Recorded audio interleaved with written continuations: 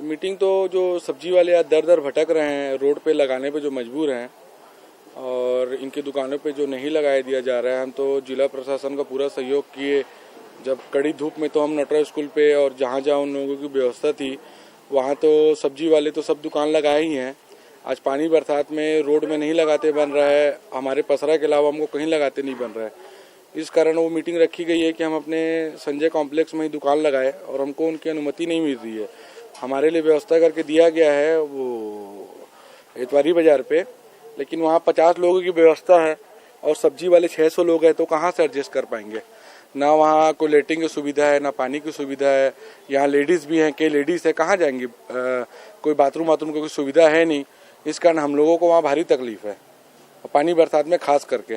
प्रशासन से निवेदन है कि जो हमारा संजय कॉम्प्लेक्स सब्जी मंडी है वो हमको हमारे जगह पे बैठने दे। आज हम सब्जी मंडी कहीं भी लगाने के लिए जाएंगे, हर कोरोना का यदि बात है तो भीड़ तो वहाँ भी होगी। जरूरी थोड़े है कि वहाँ भीड़ ना हो, लोग तो वहाँ भी आएंगे। तो यहाँ यदि हमको सब्जी मंडी संजय कॉम्प्लेक्स में लगाने देते हैं तो हम एक दुकान छोड़ के लगाएंगे, सोशल डिस्टेंसिंग पूरा पालन करेंगे, सैनिटाइजर रखेंगे, मास्क लगा के बेचेंगे और कस्टमर को भी 1-2 लोगों से ज़्यादा खड़े नहीं होने देंगे अपने दुकान पे। आज दरअसल क्या था, जो कुछ सब्जी व्यापारी हैं, जब से लॉकडाउन हुआ है तब से ये बकायदा शासन प्रशासन के सहयोग करके प्रशासन के निर्देशानुसार जगह जगह दुकानें लगा रहे थे।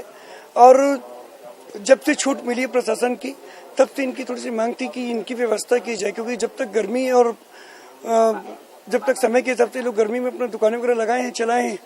अब बरसात के टाइम में इनको बहुत ज़्यादा तकलीफ परेशानी हो रही है। इनकी मांग थी कि संजय कॉम्प्लेक्स में दुकान लगाने दिया जाए। प्रशासन ने इन्हें इतवारी बाजार बैठने के लिए निर्देश दिया था।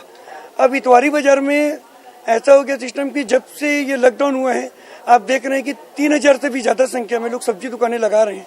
आज इतवारी बाजार पे सुबह जब सब्जी विक्रेता गए थे, कुछ विक्रेता वहाँ दुकान लगाने के लिए रोड में लगाए थे, उनको प्रतुल श्रीवास्तव और राजू पांडे, ये लोगों वहाँ से दुकानें हटाकर इतवारी बाजार में जाने के लिए बोले और जगह जगह घूमकर जितनी भी दुकानें लग रही उन सबको इतवारी बाजार भेजे।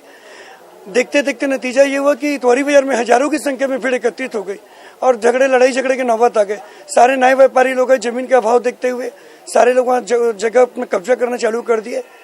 हमने जिला प्रशासन से निवेदन करते हैं कि जिला प्रशासन हमें हमारी व्यवस्था संजय कॉम्प्लेक्स में करवाए। जैसे अभी कोरोना का भी बहुत ज़्यादा विरोध चल रहा है, स्थानीय लोगों का भी यहाँ काफ़ी विरोध है।